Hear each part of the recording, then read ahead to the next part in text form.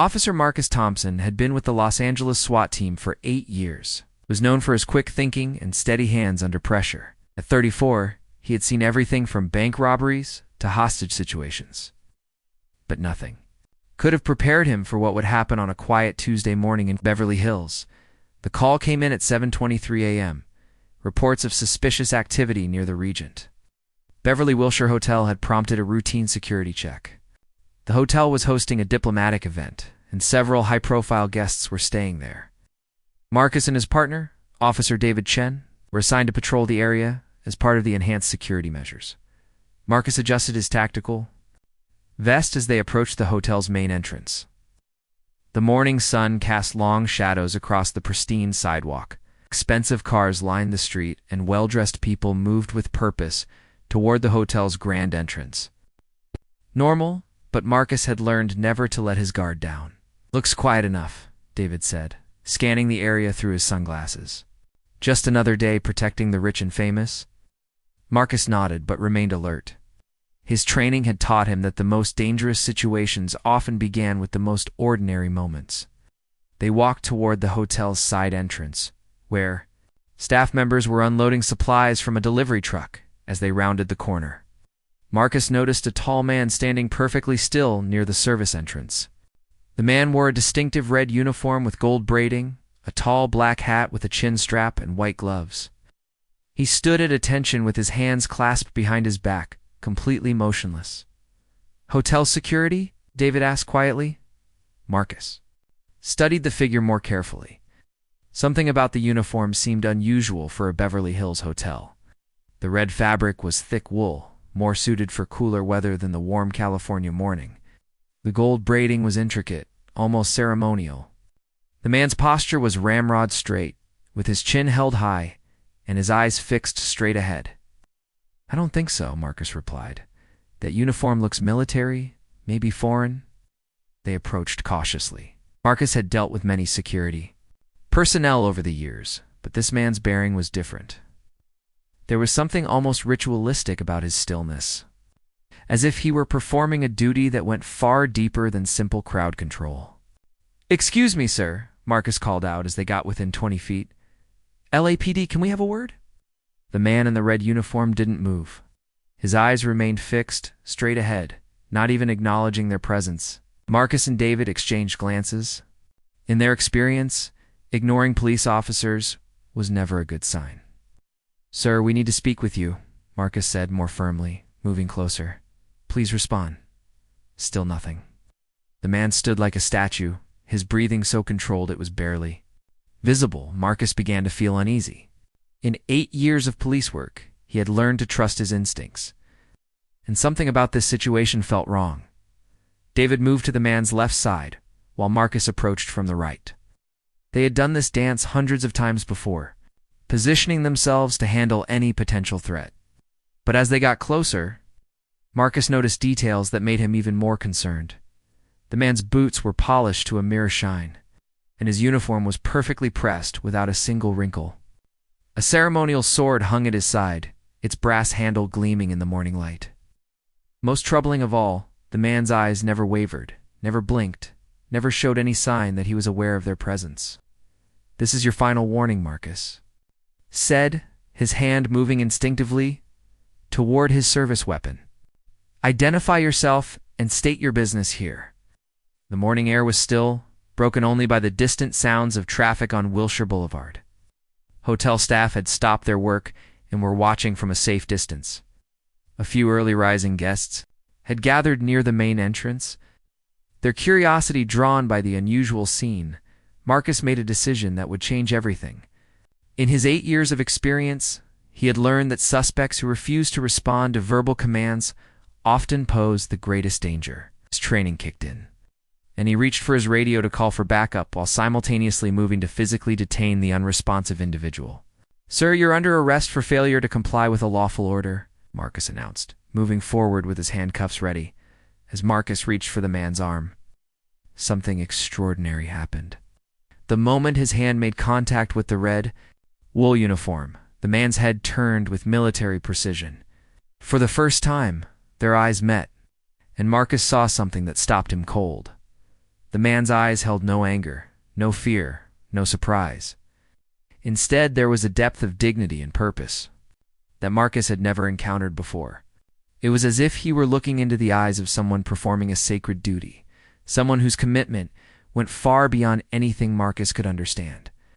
"I am Guardsman William Hayes, of Her Majesty's Grenadier Guards," the man said in a crisp British accent. "I am on official duty and cannot be detained." Marcus felt his world shift. He had just attempted to arrest a member of the British Royal Guard. The implications began to dawn on him as he noticed the small crowd that had gathered. Hotel guests were pulling out their phones, and he could see the flash of cameras capturing the moment. "Royal Guard?" David asked, his voice filled with disbelief. "What's a British Royal Guard doing in Beverly Hills?" Guardsman Hayes returned to his position of attention, his eyes once again fixed straight ahead. "I am not at liberty to discuss the details of my assignment," he said, without moving his lips more than necessary. Marcus realized he had made a serious mistake. His standard procedure for dealing with unresponsive individuals had just collided with international protocol and diplomatic immunity. The situation was spiraling beyond anything his SWAT training had prepared him for. The morning sun climbed higher, casting sharper shadows across the scene. More people were gathering, and Marcus could see hotel management rushing toward them. With worried expressions, in the distance, he noticed several black SUVs with tinted windows pulling up to the hotel's main entrance. His radio crackled to life, with urgent messages from dispatch, and Marcus realized that what had started as a routine security check was about to become an international incident. The next few minutes would determine whether his career would survive this encounter with tradition and protocol that stretched back centuries. The guardsman remained perfectly still, a living symbol of duty and honor that Marcus had unknowingly challenged. As the crowd grew larger and the cameras continued to flash, Marcus understood that his simple mistake was about to create ripples that would reach far beyond Beverly Hills. All the way to the highest levels of both governments. The hotel manager, a thin man named Robert Sterling, arrived at the scene with sweat beading on his forehead, despite the morning coolness. He had been working in luxury hospitality for 15 years, but nothing had prepared him for the sight of LAPD officers confronting one of the most elite guards in the world. "Officers, please," Sterling said, his voice tight with panic. "There's been a misunderstanding. This gentleman is here on official business with our royal guests."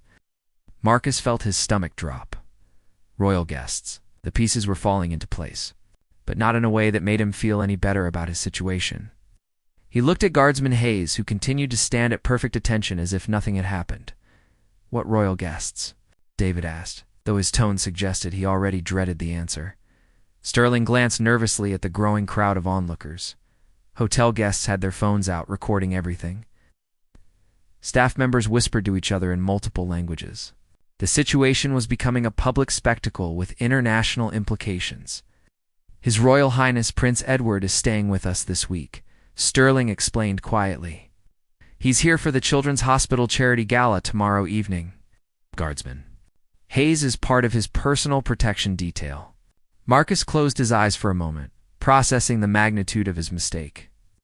He had just attempted to arrest a member of the British Royal Guard, who was protecting a member of the royal family. His career flashed before his eyes, along with visions of newspaper headlines and international diplomatic complaints. Why didn't he just say that when we asked? David whispered to Marcus's Guardsman Hayes, apparently having exceptional hearing, responded without moving from his position. "The Queen's Guard does not explain itself to local authorities. Our duty is to our sovereign and the royal family we protect." The pride in his voice was unmistakable. Marcus began to understand that he wasn't dealing with ordinary security personnel. The Grenadier Guards were steeped in centuries of tradition, honor, and protocol that existed far beyond the reach of American law enforcement procedures. A new voice cut through the tension. "What seems to be the problem here?" Everyone turned to see a distinguished man in his 50s approaching. He wore an expensive dark suit and carried himself with the confidence of someone accustomed to handling delicate situations. His British accent was refined, suggesting education and authority. "Inspector Charles Morrison, Metropolitan Police," the man introduced himself, showing his credentials. "I'm liaison officer for His Royal Highness's security detail during this visit." Marcus felt a mixture of relief and deeper concern. The arrival of British law enforcement meant the situation was being taken seriously at the highest levels. It also meant his actions would be scrutinized by international authorities. "Inspector Morrison," Marcus said, trying to maintain his professionalism despite feeling completely out of his depth. "Officer Marcus Thompson," lapped SWAT. "We were conducting a routine security check and encountered Guardsman Hayes. When he didn't respond to our questions, I followed standard protocol." Inspector Morrison nodded thoughtfully. "I understand, Officer Thompson. However, you must realize that the Queen's Guard operates under different protocols. They cannot abandon their post or break their discipline without direct orders from their commanding officer." The crowd continued to grow. Marcus noticed several people in the background speaking rapidly into phones, likely reporters or bloggers, already spreading news of the incident across social media. The last thing he needed was for this to go viral before he could explain what had happened to his superiors. "Perhaps we should move this discussion somewhere more private," Inspector Morrison suggested, gesturing toward the hotel's interior. "I'm not leaving my post," Guardsman Hayes stated firmly, his eyes still fixed straight ahead. The inspector sighed. "Of course not, Guardsman. You'll remain here until properly relieved." Marcus was beginning to understand the complexity of royal protocol. The guard couldn't simply walk away from his duty, even to defuse a potentially embarrassing situation. His commitment was absolute, unwavering, and completely foreign to Marcus's experience with flexible American law enforcement procedures. "Officer Thompson," Inspector Morrison said, "perhaps you could accompany me inside? We need to discuss how to handle this situation before it escalates further." As they walked toward the hotel entrance, Marcus could hear the crowd buzzing with excitement.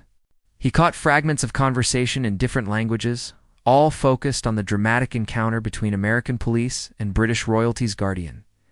Inside the hotel's opulent lobby, Inspector Morrison led Marcus to a quiet corner furnished with expensive leather chairs. Crystal chandeliers cast warm light over marble floors, creating an atmosphere of luxury that felt surreal given the circumstances. "Officer Thompson, I need you to understand something," Morrison began, his tone serious but not unkind. "What happened out there isn't just a local police matter.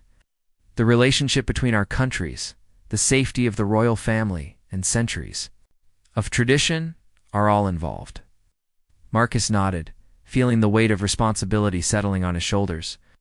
"I was just doing my job, Inspector. We had reports of suspicious activity, and when someone doesn't respond to police questions—" "I understand completely," Morrison interrupted. "In fact, your response was exactly what any competent officer would do. The problem is that Guardsman Hayes was also doing exactly what his duty required. Neither of you was wrong, but the collision of your two roles has created a rather delicate situation." Through the lobby's large windows, Marcus could see the crowd outside growing larger. Hotel staff were setting up barriers to manage the gathering spectators, and he noticed what appeared to be news vans beginning to arrive. "What happens now?" Marcus asked. Inspector Morrison checked his watch. "In about 10 minutes, His Royal Highness will be informed of this incident. Within an hour, it will reach the British Embassy, the State Department, and likely the Mayor's office. By evening, it could be international news." The reality of the situation hit Marcus like a physical blow. A simple mistake in protocol was about to become a diplomatic incident with consequences he couldn't even imagine. However, Morrison continued, "There might be a way to turn this into something positive rather than a crisis." Marcus looked up with hope. "How?" "His Royal Highness is quite interested in law enforcement and military traditions. He might see this as an opportunity for cultural exchange rather than an international incident. If we handle this correctly, your mistake could become a bridge between our two countries' security services." Outside, Guardsman Hayes continued his vigil, unmoved by the chaos around him. His dedication to duty, even in the face of misunderstanding and potential arrest, represented something Marcus was beginning to deeply respect. The next few hours would determine whether Officer Marcus Thompson became the center of an international diplomatic crisis or the unlikely catalyst for a new understanding between two proud traditions of service and honor. 20 minutes later, Marcus found himself in the most surreal situation of his law enforcement career. He stood in the hotel's presidential suite, surrounded by British security personnel. While waiting to meet a member of the royal family, his SWAT uniform felt out of place among the elegant furnishings and priceless artwork that decorated the room. Inspector Morrison had spent the time briefing him on proper protocol. Address him as Your Royal Highness initially, then, sir. Thereafter, don't extend your hand unless he offers his first. Most importantly, be yourself. His Royal Highness appreciates honesty and directness. The double doors opened, and Prince Edward entered with the bearing of someone born to leadership. He was younger than Marcus had expected, perhaps in his early 40s, with an athletic build and intelligent eyes that seemed to take in everything. At once, he wore a casual but expensive sweater and slacks, making Marcus feel even more conscious of his tactical gear. Your Royal Highness, Inspector, Morrison said with a slight bow. This is Officer Marcus Thompson of the Los Angeles Police Department. Marcus stood straighter, drawing on his military training from years before joining the police force. Your Royal Highness. Prince Edward smiled warmly, immediately putting Marcus at ease. Officer Thompson, I understand you've had quite an interesting morning with Guardsman Hayes. Yes, sir. Apologize for any inconvenience my actions may have caused. The prince gestured for everyone to sit, choosing a comfortable chair rather than the more formal seating options. Actually, I found the whole situation rather fascinating. Tell me, what went through your mind when you encountered him, Marcus? Was surprised by the genuine curiosity in the prince's voice. He had expected formal displeasure, perhaps even anger. Instead, he found himself speaking to someone who seemed genuinely interested in understanding his perspective. Honestly, sir, I was concerned about security. When someone doesn't respond to police commands, it usually means trouble. In my 8 years with SWAT, I've learned that the quiet ones often pose the greatest danger. Prince Edward nodded thoughtfully. And from Guardsman Hayes' perspective, responding to your questions would have meant abandoning his post and breaking centuries of military discipline. Two different traditions of service, both absolutely correct within their own context. Insight surprised Marcus. He had expected to be lectured about international protocol and diplomatic sensitivity. Instead, the prince seemed to understand exactly what had happened and why. Inspector Morrison tells me you're with the SWAT team, the prince continued. I'm quite interested in specialized law enforcement. We have similar units in Britain, though they operate under different circumstances. For the next 30 minutes, Marcus found himself in an extraordinary conversation about law enforcement tactics, training methods, and the challenges of modern policing. The prince asked detailed questions about SWAT operations, showing a knowledge of security matters that impressed Marcus with its depth and sophistication. Your Royal Highness, Marcus said during a pause in the conversation, I have to ask about Guardsman Hayes. How can someone stand so perfectly still for so long? It was like he wasn't even human. The prince laughed, a genuine sound that filled the elegant room. The Queen's Guard undergoes training that most people would find impossible. They learn to stand motionless for hours, to ignore distractions. Whether, and yes, even curious police officers. It's a discipline that goes back centuries. But why? Marcus asked. In today's world, with modern security technology, why maintain such traditional methods? The prince's expression became more serious, and Marcus could see the depth of thought behind his answer. Because some things shouldn't change. Officer Thompson, in a world that moves faster every day, where traditions disappear and values shift, like sand, there's something powerful about absolute dedication to duty. Guardsman Hayes represents continuity, honor, and service that transcends individual convenience or comfort. Marcus began to understand. The guard wasn't just a security measure. He was a living symbol of values that had sustained the monarchy through centuries of change and challenge. I'd like you to meet him properly, the prince said suddenly. Not as a suspect to be questioned, but as one professional to another. They returned to the hotel's side entrance, where Guardsman Hayes remained at his post. The crowd had grown even larger, with news crews now setting up equipment across the street. Marcus could see his police colleagues maintaining a perimeter, their faces showing a mixture of confusion and concern about the unusual situation. Guardsman Hayes, the prince said formally. I'd like you to meet Officer Thompson. For the first time since Marcus had encountered him, Guardsman Hayes moved. He turned with military precision, executed a perfect salute to the prince, then extended his hand to Marcus. Officer Thompson, he said in his crisp British accent. I understand there was some confusion earlier. Marcus shook his hand, impressed by the firm grip and steady gaze. I apologize for the misunderstanding, Guardsman Hayes. I was just doing my job, but I should have approached the situation differently. Not at all, Hayes replied. You were protecting the public, just as I protect His Royal Highness. Different methods, same purpose. The crowd outside had grown quiet, sensing the importance of the moment. Cameras captured the historic handshake between the SWAT officer and the Royal Guard, transforming what could have been a diplomatic incident into a powerful symbol of mutual respect. It's Guardsman Hayes, the prince said. I'm temporarily relieving you from this post. Please escort Officer Thompson to meet the rest of our security detail. I think there's much you can learn from each other. As they walked toward the hotel's main entrance, Hayes began to relax slightly from his rigid military bearing. 8 years with SWAT? He asked Marcus. Double quotes, yes. What about you? How long have you been with the guards? 12 years? Started when? I was 18, straight from school. It's not just a job, you understand. It's a way of life, a commitment that shapes everything you do. Marcus found himself genuinely curious about this man who had shown such unwavering dedication to duty. Hayes considered the question as they walked through the hotel's marble lobby, their footsteps echoing in the sudden quiet that followed their passage. The isolation, perhaps? Standing guard means being alone with your thoughts for hours. You learn a lot about yourself, about what really matters, and what does matter. Hayes stopped and looked directly at him. Service above self. Duty before comfort. Honor before convenience. The same things that matter to you, I suspect, just expressed differently. Marcus realized that despite their vastly different backgrounds and training, they shared something fundamental, a commitment to protecting others that went beyond personal interests or safety. The morning's confusion was beginning to transform into something deeper and more meaningful than either of them had expected. The hotel's conference room had been transformed into an impromptu meeting space where two worlds of law enforcement were about to collide in the most unexpected way. Marcus found himself surrounded by members of the Royal Security Detail, each representing different aspects of British protective services.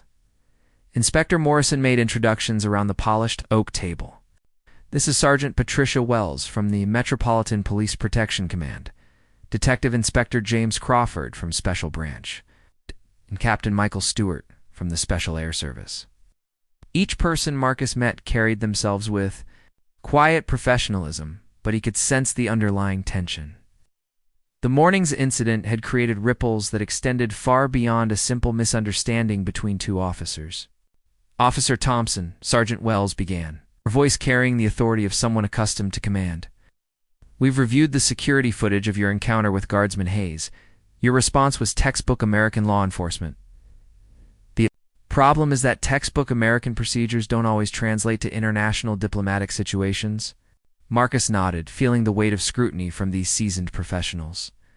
I understand that now, Sergeant. But in the moment, I had to make a decision based on my training and experience. Detective Inspector Crawford leaned forward, his weathered face showing years of dealing with complex security situations. Tell us about your training, Officer Thompson. How do you typically handle unresponsive suspects? For the next hour, Marcus found himself in an intensive discussion about American law enforcement tactics. The British officers asked detailed questions about de-escalation techniques, threat assessment protocols, and the decision-making process that led to his attempted arrest of Guardsman Hayes. The interesting thing, Captain Stewart observed, is that both you and Guardsman Hayes followed your training perfectly. You identified a potential threat and moved to neutralize it. He maintained his post in discipline, despite intimidation. Two perfect responses that created an impossible situation. Guardsman Hayes, who had been quietly listening, finally spoke. If I may, sir, I think Officer Thompson showed considerable restraint. In similar circumstances, I've seen American officers who would have used much more aggressive tactics. Marcus was surprised by the defense. You're not angry about what happened? Hayes smiled, the first time Marcus had seen him show any emotion beyond military stoicism. Angry, Officer Thompson.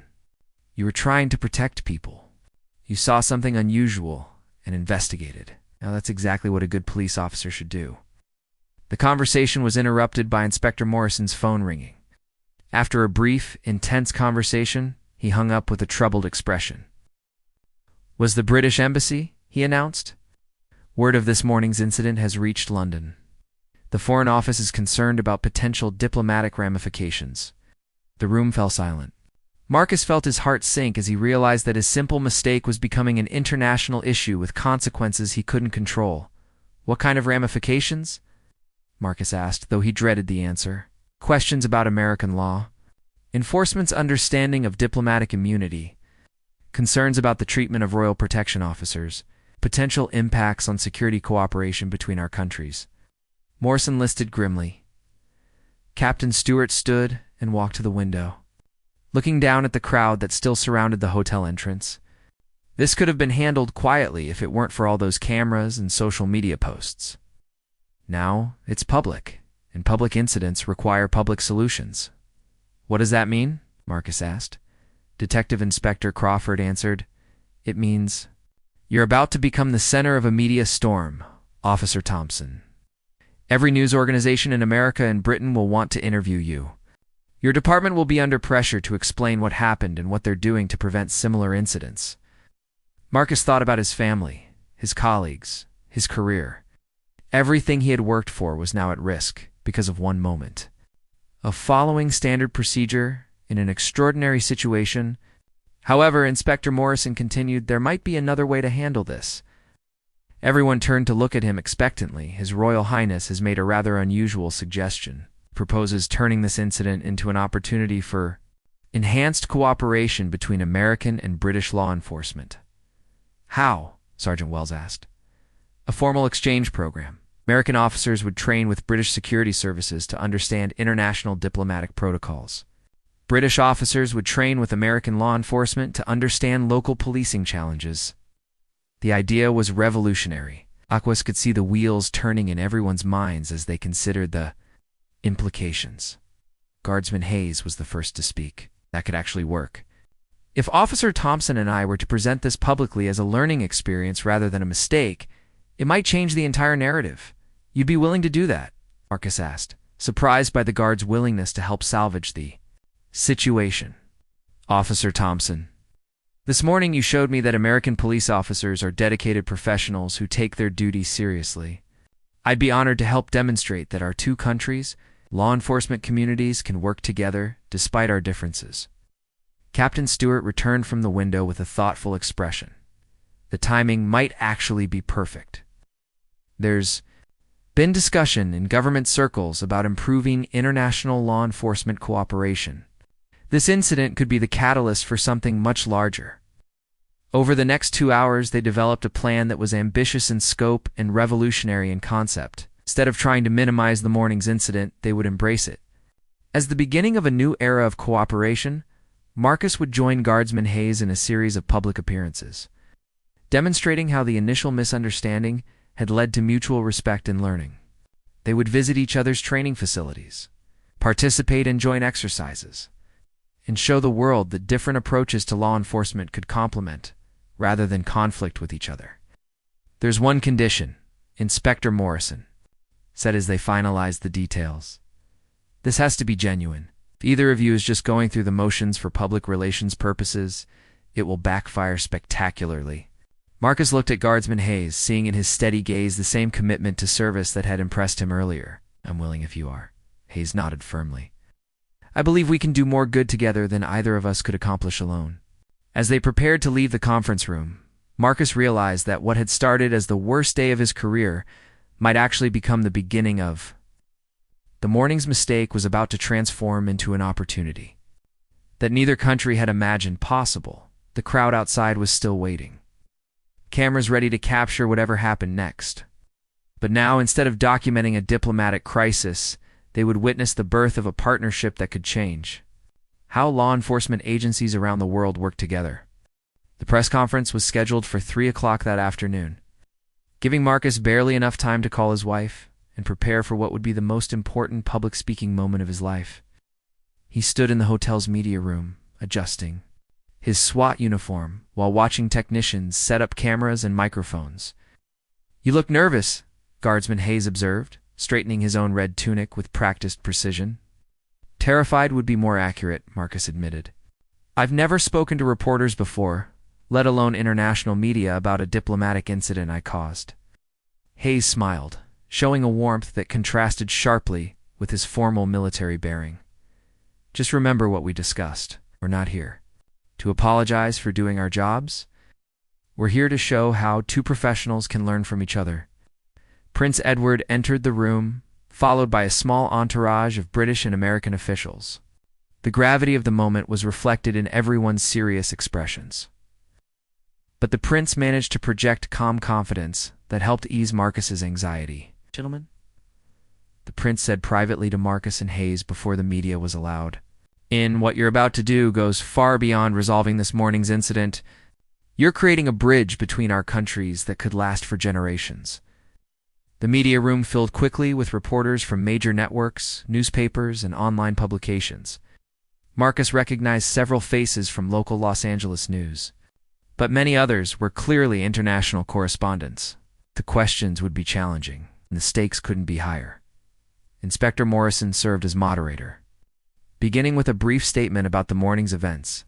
What started as a routine security procedure became an opportunity for unprecedented cooperation between American and British law enforcement. He announced to the assembled crowd. The first question came from a BBC correspondent, Officer Thompson. "Do you regret your actions this morning?"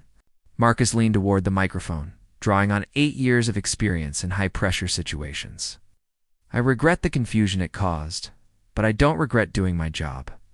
When I see something unusual, I investigate. That's what the people of Los Angeles pay me to do." Guardsman Hayes, another reporter, called out. "Were you offended by the officer's attempt to arrest you?" Hayes responded with military precision. "Officer Thompson was protecting the public just as I protect His Royal Highness. Different methods, same mission. Respect his professionalism and dedication." The questions continued for 45 minutes, covering everything from diplomatic protocol to law enforcement training. What emerged was not a story of conflict, but one of mutual respect and professional courtesy that transcended national boundaries. A CNN reporter asked the question that everyone had been waiting for. What happens next? How do you turn this incident into something positive? Prince Edward stepped forward to answer personally, Officer Thompson and Guardsman. Hayes will be participating in an experimental exchange program. Officer Thompson will train with British security services to understand international protocols. Guardsman Hayes will work with American law enforcement to learn about community policing in a diverse democracy. The announcement created a buzz of excitement among the reporters. This was news that went far beyond the morning's incident, representing a new approach to international law enforcement cooperation. After the press conference, Marcus found himself in another surreal situation, having dinner with a member of the royal family, discussing everything from police tactics to family life. The formal atmosphere had relaxed considerably, replaced by genuine conversation between professionals who had found common ground. "Officer Thompson," the prince said, "over dessert, I'm curious about your family's reaction to today's events." Marcus laughed, thinking about his wife Sarah's phone call earlier. "My wife said she wasn't surprised that I managed to almost arrest someone famous. She's been expecting something like this for years." "And what does she think about the exchange program?" "She's worried about me going to London, but she's also proud. She knows how much this means to both our countries." Guardsman Hayes, who had been quietly eating, suddenly spoke up. "Officer Thompson, there's something I need to tell you. This morning when you approached me, I was impressed by your caution and professionalism. Many officers would have been more aggressive." "Really?" Marcus was surprised. "It felt like I handled it all wrong." "Not at all. You gave me multiple opportunities to respond. You positioned yourself safely, and you clearly announced your intentions. In Britain, we would consider that exemplary police work. The conversation continued late into the evening, covering topics that ranged from technical aspects of law enforcement to the personal sacrifices that came with careers in public service.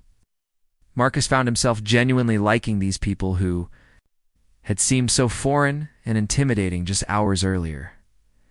2 weeks later, Marcus stood at Heathrow Airport, looking at the gray London sky through the terminal windows. The exchange program had moved forward with surprising speed, supported by both governments as a model for international cooperation. Guardsman Hayes met him at customs, wearing civilian clothes but still carrying himself with unmistakable military bearing. "Welcome to London, Officer Thompson. Ready for British police training?" The next month was unlike anything Marcus had experienced. He trained with Scotland Yard's Diplomatic Protection Unit, learning about the intricate protocols that governed security for foreign dignitaries. He studied at the Metropolitan Police Academy, discovering policing methods adapted to one of the world's most diverse cities. Most importantly, he came to understand that law enforcement was truly a universal calling. Whether protecting royalty in London or serving communities in Los Angeles, the fundamental commitment to public service remained constant. The British officers he met were impressed by American innovations in community policing and crisis de-escalation. Marcus shared techniques for handling active shooter situations and managing large-scale emergencies. The exchange of knowledge flowed both directions, enriching both countries' approaches to public safety. Meanwhile, in Los Angeles, Guardsman Hayes was having his own transformative experience. He rode patrol with LAPD officers, learning how police work functioned in a society where officers dealt with gang violence, domestic disputes, and community relations challenges that were foreign to his experience protecting royalty. The media followed both men's experiences closely, documenting how the morning's misunderstanding had evolved into a meaningful partnership.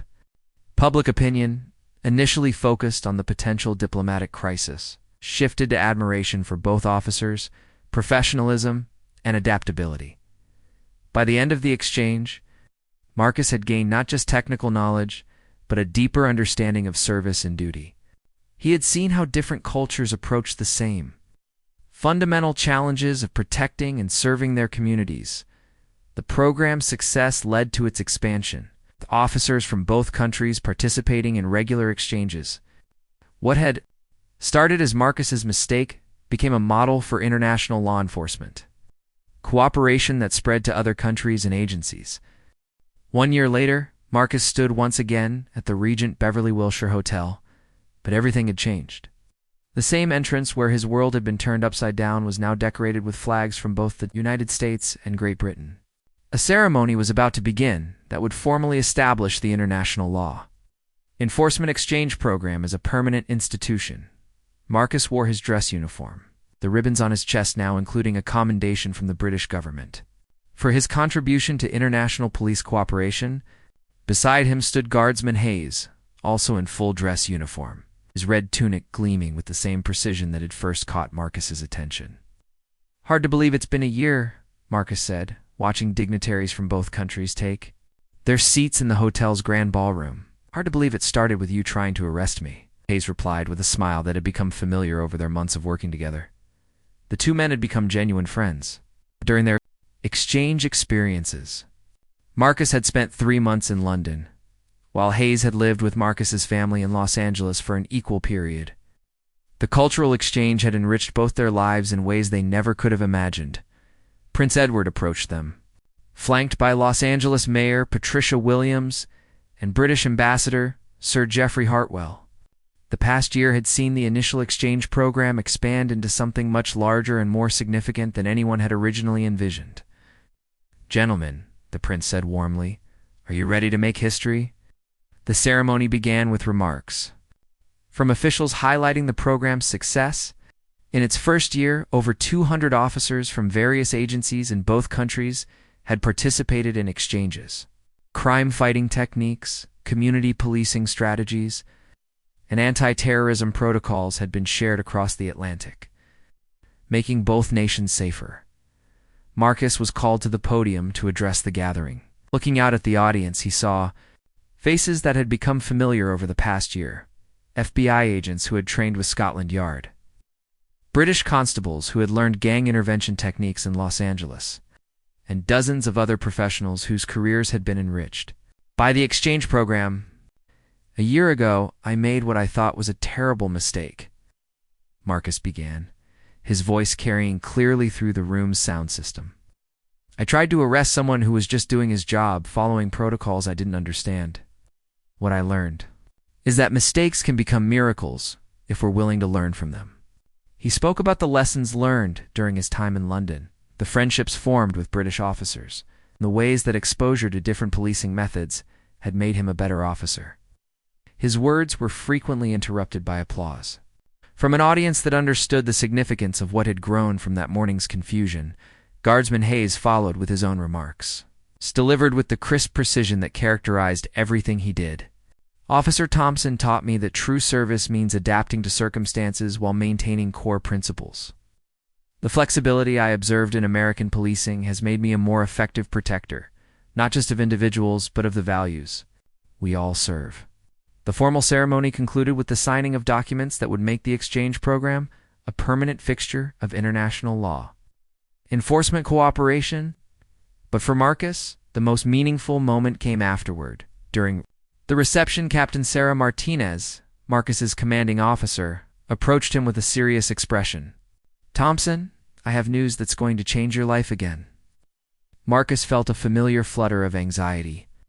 "Good news or bad news, Captain? It depends on how you feel about promotion and relocation. Department of Homeland Security wants you two head up their new International Law Enforcement Liaison Office. You'd be coordinating exchange programs with police agencies worldwide." The offer was stunning. Marcus would go from being a SWAT officer in Los Angeles to overseeing international police cooperation at the federal level. It was an opportunity that would never have existed without the events of that Tuesday morning a year earlier. More, Captain Martinez continued. "They want Guardsman Hayes to serve as your British counterpart, heading up their side of the program from London." Marcus looked across the room at Hayes, who was deep in conversation with British officials. As if sensing his gaze, Hayes looked up and smiled. They had discussed the possibility of continuing to work together, but neither had imagined it would happen at such a high level. Later that evening, Marcus and Hayes walked along the same sidewalk, where their first encounter had taken place. The street was quiet now, with only the distant sounds of Los Angeles traffic breaking the California night's stillness. "Do you ever wonder what would have happened if I hadn't tried to arrest you that morning?" Marcus asked. Hayes considered the question carefully, as he did most things. "I think we would have missed out on something extraordinary. Sometimes the most important things in life come from the moments that seem the most wrong at the time." "Wife says the whole thing was meant to happen," Marcus said. "She believes in fate, destiny, all that stuff I used to think was nonsense. Maybe she's right. Or maybe it just shows what can happen when good people choose to build bridges instead of walls." They reached the exact spot where Marcus had first approached the motionless guard. A small plaque had been installed there by the hotel, commemorating the beginning of the exchange program. It read simply, "Where Understanding Begins, site of the first International Law Enforcement Cultural Exchange, Beverly Hills, California." "You know what the strangest part is?" Marcus said, reading the plaque for what must have been the 100th time. "I spent 8 years learning how to handle every possible situation, but nobody ever taught me how to handle doing everything right and still being completely wrong."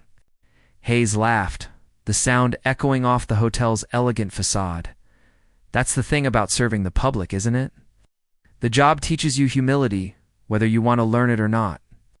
6 months later, Marcus was settled into his new office in Washington, D.C., coordinating law enforcement exchanges with over 30 countries. The program that had started with one confused encounter had grown into a global network of professional cooperation that was changing how police worked together across international boundaries. Hayes visited regularly from London, and their partnership had become a model for international collaboration that extended far beyond law enforcement.